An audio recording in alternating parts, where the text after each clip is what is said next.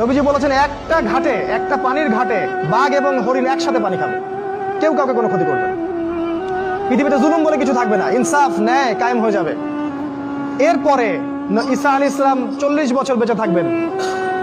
40 বছরের মধ্যে তিনি বিয়ে করবেন, সন্তান হবে, তার মৃত্যু হবে, তাকে দাফন করা হবে আমাদের নবীর কবরের পাশে। এবং তিনি যখন ইন্তেকাল করবেন তারপরের মানুষগুলা আরো জঘন্যভাবে খারাপ হওয়া শুরু করবে, এর রাস্তায় দাঁড়িয়ে জেনা করবে।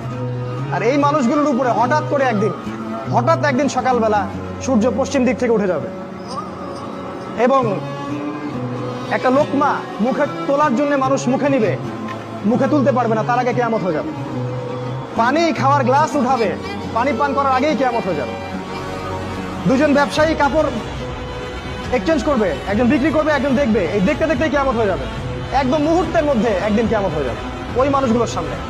এগুলোর সামনে হতে যাচ্ছে, আমাদের হাতে বেশি সময় নাই কথাগুলো বলার, এই কারণ হচ্ছে সময় কম। তো এখন এই অবস্থায় একজন মুসলিম হিসেবে আপনার করণীয় কি? আমি কয়েকটা পয়েন্ট আপনাকে বলতে পারি 5 মিনিটের মধ্যে।